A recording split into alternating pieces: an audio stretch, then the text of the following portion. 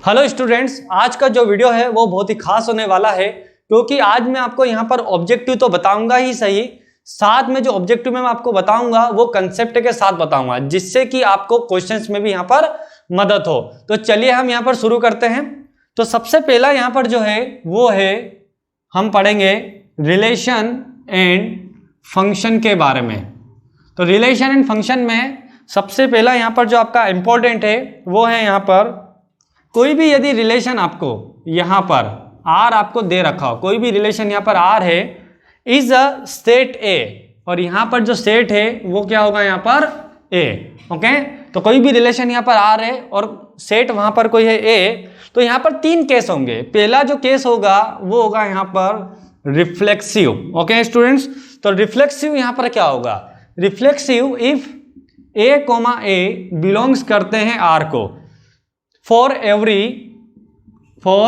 Every A belongs to A.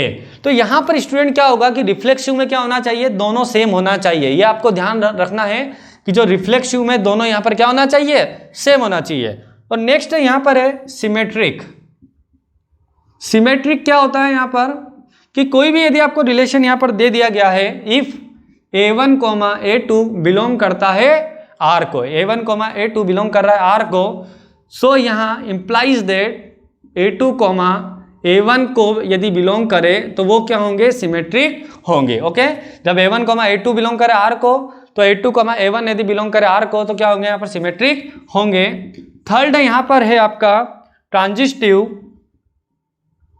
तो transitive यहाँ पर क्या होगा कि जैसे a1 a2 बिलोंग करे आर को एंड a2 a3 बिलोंग करे यहाँ पर आर को, तो स्टूडेंट यहां पर क्या होना चाहिए कि a1 a3 भी बिलोंग करना चाहिए आर को।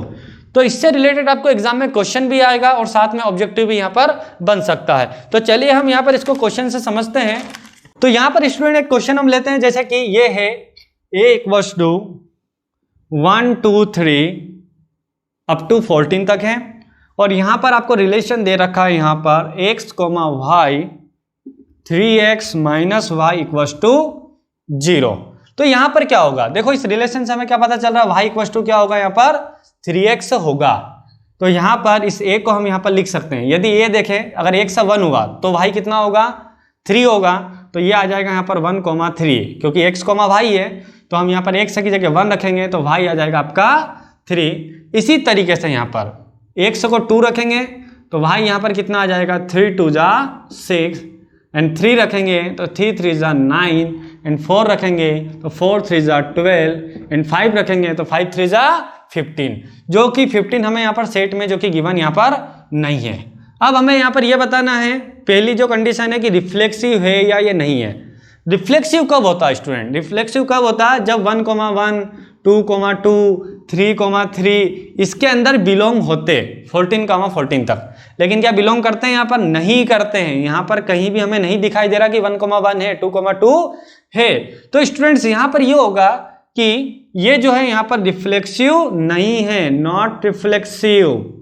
तो क्वेश्चन आपको ऑब्जेक्टिव में ऐसा दे सकते हैं, कोई भी सिंपल क्वेश्चन आपको दे दिया जाएगा वहां पर और बोला जाएगा कि रिफ्लेक्सिव है, सिमेट्रिक है या ट्रांजिस्टिव है। तो चलिए हम यहाँ पर सेकंड कंडीशन देखते हैं।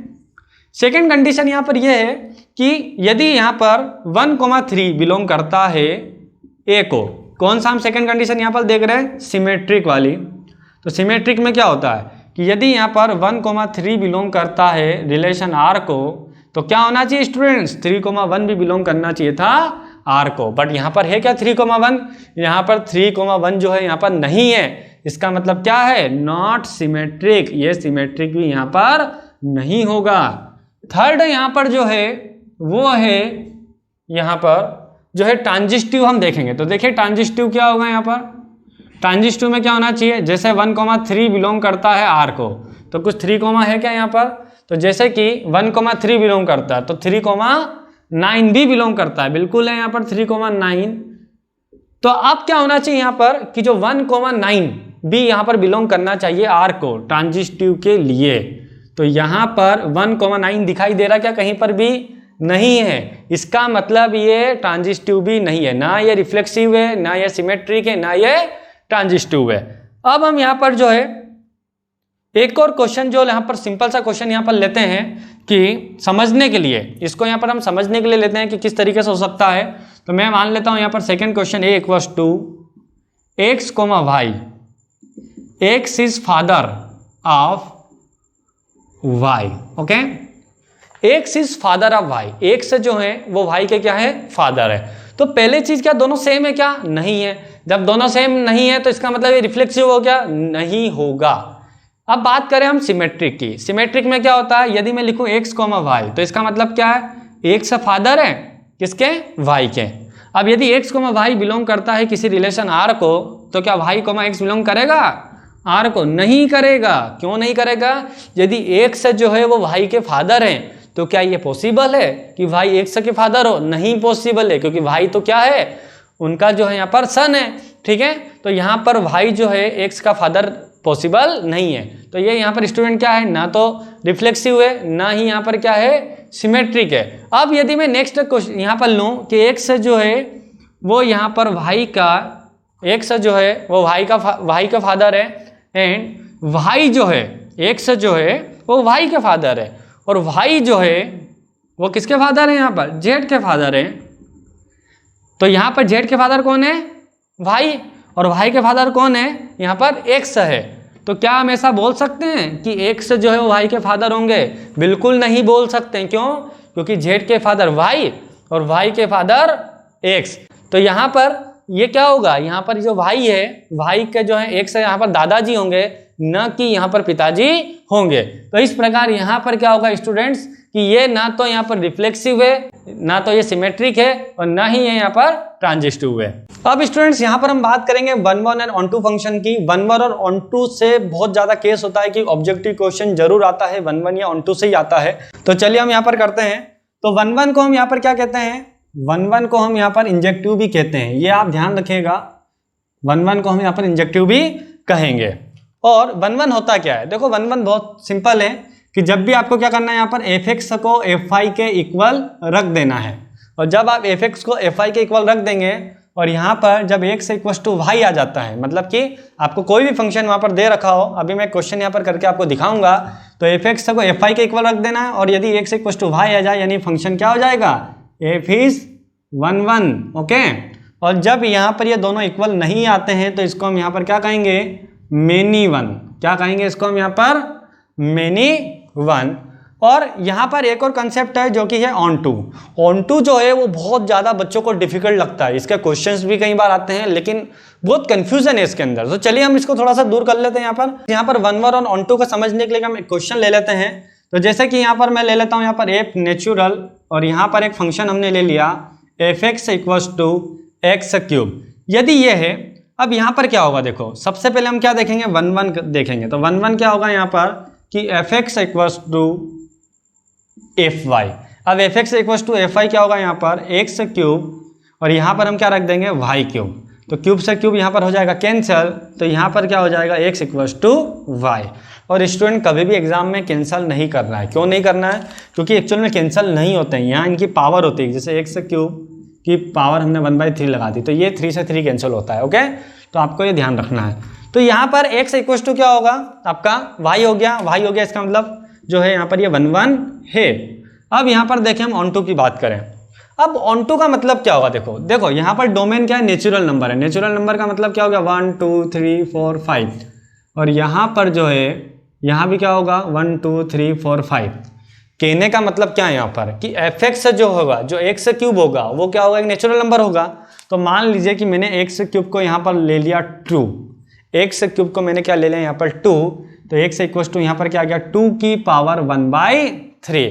तो क्या 2 की पावर 1/3 यहाँ पर पॉसिबल है, इसके अंदर नहीं है। क्यों नहीं है, क्योंकि यहाँ पर एक्स जो आना चाहिए था वो नेचुरल नंबर आना चाहिए था, बट एक्स यहाँ पर नेचुरल नंबर नहीं है। तो यहाँ पर क्या होगा, ये ऑन टू नहीं होगा, क्योंकि ये जो है इसके अंदर यहाँ पर पॉसिबल नहीं है। तो स्टूडेंट्स यहाँ पर जो है 2 की पावर 1/3 मैं मान लेता हूँ कि यहाँ पर सेट ए है, तो सेट ए में यहाँ पर बिलोंग नहीं करता है, और बिलोंग नहीं करता है इसका मतलब यहाँ पर ऑन टू नहीं है, नॉट ऑन टू। ओके, तो आपको क्या समझना है हमेशा कि एक ऐसी कंडीशन जहां पर एक्स पॉसिबल नहीं हो, मतलब आप क्या करें, एफ एक्स को जो है कोई भी एक वैल्यू आप रख के चेक करें, और कुछ ऐसी वैल्यू आना चाहिए जो कि यहाँ पर इस डोमेन में पॉसिबल नहीं हो, तो वो क्या होगा, यहाँ पर ऑन टू नहीं होगा। और यदि सब वैल्यू पॉसिबल है तो वो ऑन टू होगा। जैसे मैं मान लेता हूँ कि अगर यहाँ पर आपको रियल नंबर दे दिया जाता है इसकी जगह, तो रियल नंबर यदि होता तो वो ऑन टू हो जाता, क्योंकि 2 की पावर 1/3 है।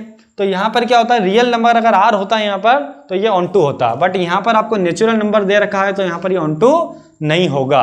अब स्टूडेंट्स यहाँ पर जो है बाइनरी से भी जो है ऑब्जेक्टिव आपका बन सकता है। तो देखते हैं यहाँ पर बाइनरी से कैसे बन सकता है कि यदि आपको दे दे a ऑपरेशन b, मैं यहाँ पर एक क्वेश्चन लेके आपको एग्जाम्पल से समझा रहा हूँ कि इस तरीके का भी क्वेश्चन जो है ऑब्जेक्टिव में आ सकता है।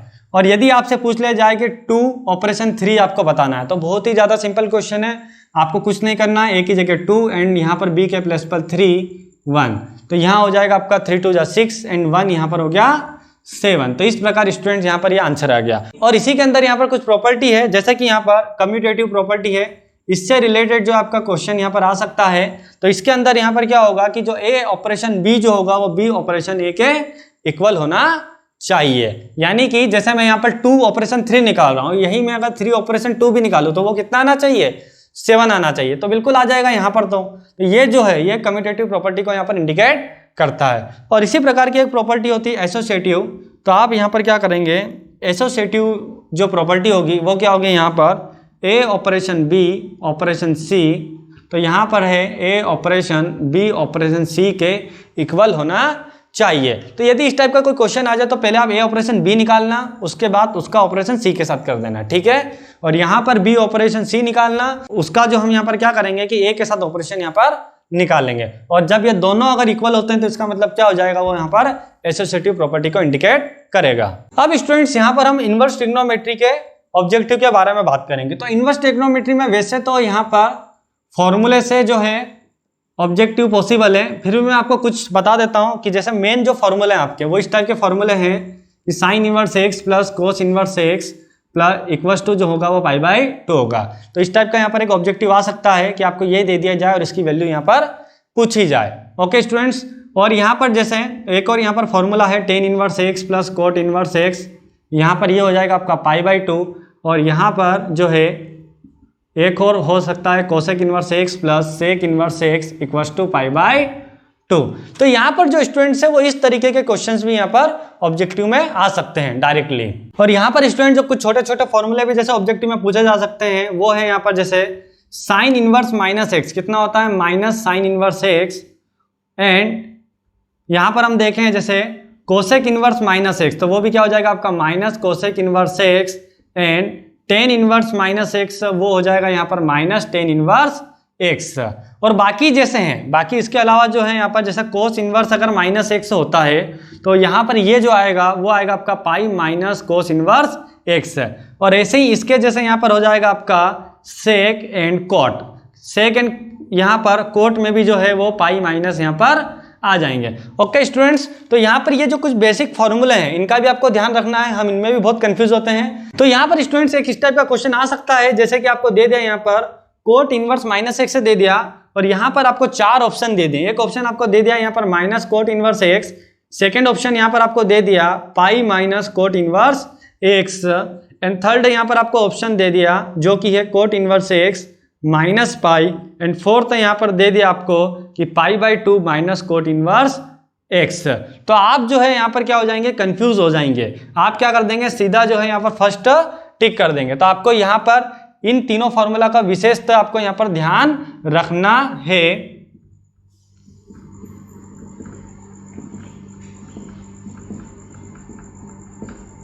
ओके स्टूडेंट्स, और यहाँ पर स्टूडेंट्स जो है यहाँ पर कुछ प्रिंसिपल वैल्यू भी आपसे पूछ सकते हैं कि आप यहाँ पर साइन इनवर्स एक्स की जो है प्रिंसिपल वैल्यू बताइए। तो ये मैंने आपको जो इनवर्स ट्रिग्नोमेट्री पढ़ाया था तो उसमें मैंने आपको बताया था कि जैसे कि साइन इनवर्स एक्स की जो प्रिंसिपल वैल्यू होगी वो क्या होगी, यहाँ पर माइनस π/2 से π/2 तक होगी। और इसी प्रकार जो कोस इनवर्स एक्स की होती है वो होगी यहाँ पर 0 से लेकर पाई तक होती है। तो आपको यहाँ पर प्रिंसिपल वैल्यू भी जो लर्न करके जाना है। तो स्टूडेंट्स यहाँ पर ऑब्जेक्टिव में से इस तरीके से आ सकता है। अब स्टूडेंट्स यहाँ पर हम मैट्रिसेस के जो है देख लेते हैं ऑब्जेक्टिव, और यहाँ पर जो आपको जो है इनवर्स ट्रिग्नोमेट्री और जो है यहाँ पर रिलेशन एंड फंक्शन, इनसे एक एक ऑब्जेक्टिव थे यहाँ पर। तो वैसे ये जो कंसेप्ट है आपको केवल एक ऑब्जेक्टिव के लिए नहीं, आप इससे क्वेश्चन भी आपसे बन पाएंगे।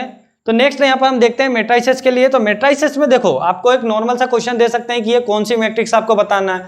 तो आपको यहाँ पर रो मैट्रिक्स क्या होती है, कॉलम मैट्रिक्स क्या होती है, यह सबको आपको पढ़ना है। तो जैसे मैं एक एग्जांपल यहाँ पर ले लेता हूँ, जैसे कि 2,0 एंड 0,2, यहाँ पर ये कौन सी यहाँ पर मैट्रिक्स होगी। तो यहाँ पर जैसे कि डायगोनल है, तो यहाँ पर क्या हम बोल सकते हैं, डायगोनल मैट्रिक्स है यहाँ पर, और डायगोनल मैट्रिक्स तो है ही सही, साथ में हम यहाँ पर इसको क्या कह सकते हैं, स्केलर मैट्रिक्स भी कह सकते हैं। वैसे जब हमें यहाँ पर बुक में बताया जाएगा तो इसको यहाँ पर एग्जाम्पल में लिया जाएगा स्केलर मैट्रिक्स के, लेकिन scalar matrix is also a diagonal matrix. तो यहाँ पर कभी भी एग्जाम में कंफ्यूज नहीं होना है। कभी आपको दे दिया जाए यहाँ पर ऑप्शन 2 कि आप डायगोनल मैट्रिक्स है ये, और सेकंड ऑप्शन आपको दे दिया जाए स्केलर मैट्रिक्स है, और थर्ड आपको ऑप्शन अगर दे दिया जाए कि diagonal matrix and scalar matrix है, या बोथ दे दिया जाए, ठीक है, और फोर्थ ऑप्शन आपको दे दिया जाए कि नन ऑफ दिस, तो आप क्या करेंगे, थर्ड ऑप्शन को वहां पर टिक करेंगे कि एक स्केलर मैट्रिक्स से भी होगी, एक डायगोनल मैट्रिक्स से भी यहाँ पर होगी। तो जितनी भी यहाँ पर मैट्रिसेस के टाइप है वो आप यहाँ पर पढ़ लीजिए।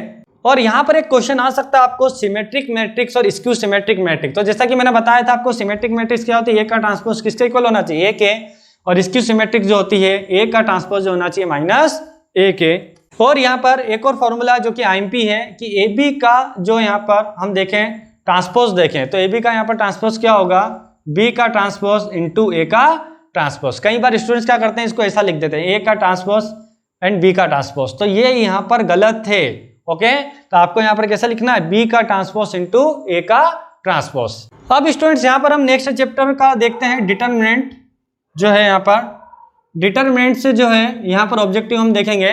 तो डिटरमिनेंट से वैसे तो आपको नॉर्मली क्वेश्चन ही आएंगे यहाँ पर, जैसे कि एक क्वेश्चन यहाँ पर इस तरीके से आपसे पूछ सकते हैं कि 2, 3 एंड p आपको यहाँ पर दे दिया 1 इक्वल्स टू यहाँ पर आपको दे दिया 3, एंड बोला जाएगा कि फाइंड p, आपको p की वैल्यू यहाँ पर बताना होगी कि क्या होंगी, और आपको यहाँ पर ऑप्शन भी दे सकते हैं या वन वर्ड में दे सकते हैं। तो जैसे यहाँ पर क्या हो जाएगा, 2 1 जा 2 एंड -3p इक्वल्स टू 3, 2 1 जा 2, तो यहाँ पर कितना हुआ 3 - 2 जो कि हो जाएगा आपका 1 -3p, तो p यहाँ पर हो जाएगा आपका -1/3। तो इस प्रकार जो हम यहाँ पर वैल्यू हम यहाँ पर निकाल सकते हैं। तो यहाँ पर स्टूडेंट डिटरमिनेंट में एक और खास चीज़ है जो कि सभी बच्चे भूल जाते हैं, वो ये है कि आपको ध्यान रखना है कि 1 + ओमेगा स्क्वायर की जो वैल्यू होती है वो 0 होती है, एंड ओमेगा क्यूब की जो वैल्यू होती है वो यहाँ पर 1 होती है। तो ओमेगा यहाँ पर क्या होता है, क्यूब रूट्स ऑफ यूनिटी, जो कि 11th के कॉम्प्लेक्स नंबर में होती थी। तो यहाँ पर इस पर बेस्ड कई बार क्वेश्चन पूछ लिया जाता है, जैसे कि मैं एक एग्जांपल के लिए क्वेश्चन यहाँ पर ले लेता हूँ, 1 ओमेगा स्क्वायर ओमेगा, एंड यहाँ पर भी मैंने ले लिया यहाँ पर ओमेगा। तो यहाँ पर क्या होगा, इसको सोल्व कर लेते हैं हम, 1 × omega omega and omega square × omega omega का क्यूब। अब ओमेगा क्यूब यहाँ पर कितना होगा, 1 होगा, तो हम क्या कर देंगे, ओमेगा क्यूब की जगह 1 रख देंगे, और इस प्रकार यहाँ पर हमारा जो है आंसर वो आ जाएगा। और स्टूडेंट्स यहाँ पर जो है फॉर्मूला वेरी मोस्ट आईएमपी है, इससे भी ऑब्जेक्टिव पहले आया हुआ है कि A adjoint A equals to यहाँ पर हो जाएगा आपका एडजॉइंट ए इंटू ए, और इसकी जो वैल्यू होगी वो होगी यहाँ पर डिटरमिनेंट ए इंटू आई। तो यहाँ पर क्या होगा, देखो कई बार ऐसे बोल दिया जाता है कि A equals to determinant A I upon adjoint A, इस तरीके से, मतलब आपको ए दे दिया और यहाँ पर कुछ आगे पीछे कुछ ऊपर नीचे करके आपको ऑप्शन दे दिया और आप कंफ्यूज हो जाएंगे। तो आपको मेन यहाँ पर ये फॉर्मूला याद रखना है, और इसी फॉर्मूले को आगे पीछे करके कैसे भी आपसे ऑब्जेक्टिव जो है वो पूछे जा सकते हैं। कई बार आपको ऐसा ही पूछा जा सकता है कि एडजॉइंट ए यहाँ पर क्या होगा, और ऑप्शन जो है वो आपको यहाँ पर डिटरमिनेंट ए और आई में आपको दे देंगे। तो आप अगर ये फॉर्मूला पता है तो आप निकाल सकते हैं। जैसे एडजॉइंट ए अगर पूछा तो आप क्या लिख सकते हैं, यहाँ पर determinant A into I upon में आपका चले जाएगा ए। तो इस प्रकार यहाँ पर फॉर्मूले बन सकते हैं। नेक्स्ट यहाँ पर है कि डिटरमिनेंट ए की आपसे वैल्यू यहाँ पर 4 ऑप्शन में दे दी गई है। तो यहाँ पर क्या होगा, A11 ए यहाँ पर जो होता है ये किसको इंडिकेट करता है, यहाँ पर एलिमेंट को इंडिकेट यहाँ पर करता है, और ये जो कैपिटल A11 है ये यहाँ पर क्या करेगा, कोफैक्टर को इंडिकेट करेगा। ओके, तो इसी प्रकार जैसे अगर यहाँ पर A11 कैपिटल A11 और यहाँ पर आपको दे दिया A12 और यहाँ पर A12 एंड A13, यानी कि आप क्या कर सकते हैं कि कोफैक्टर और उसके यहाँ पर एलिमेंट का अगर आप मल्टीप्लाई करें तो डिटरमिनेंट जो है ए आ सकता है।